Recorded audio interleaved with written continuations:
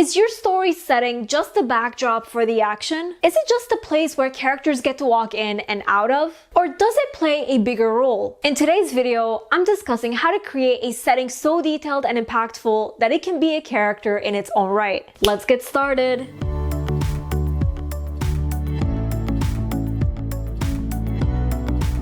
Hey guys, Nour here and welcome back to my channel. For those visiting for the first time, hello! I'm the fantasy author of the novel Divinity Falling. If you would like to see more writing advice videos that will help you take your story to the next level, be sure to subscribe to my channel. So much like layered characters, settings should be engaging. Sure, a setting can be a character's bedroom or the town graveyard. So you might think, these places are just that.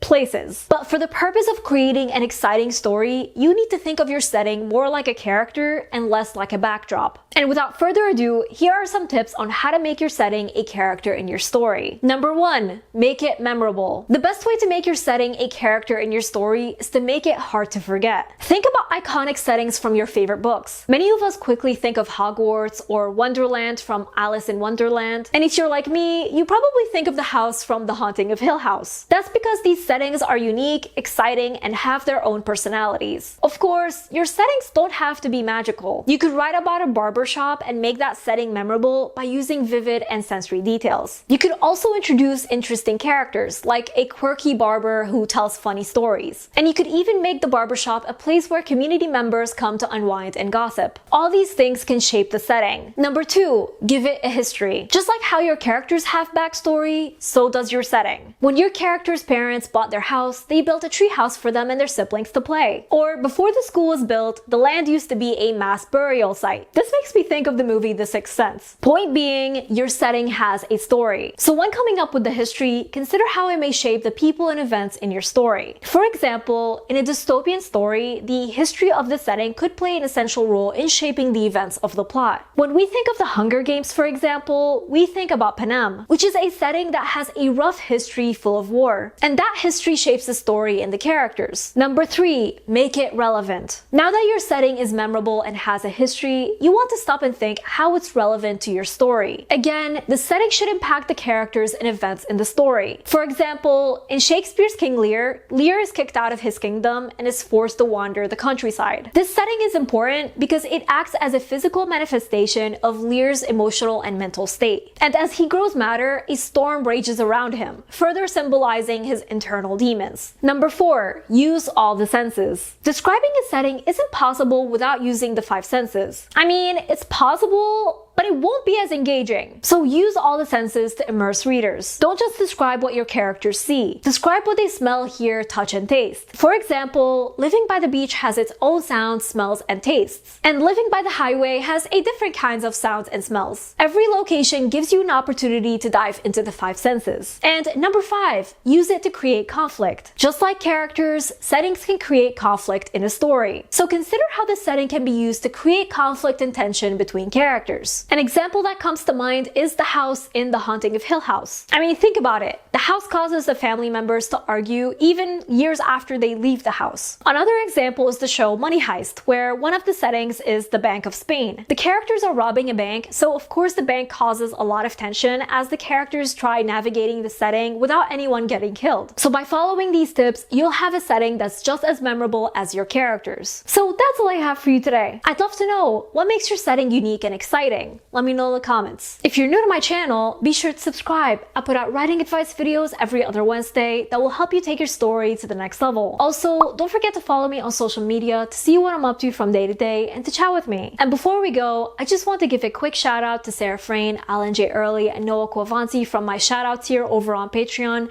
as well as all my amazing patrons. Thank you all so much for your support. I really appreciate you. And remember, Nour for president.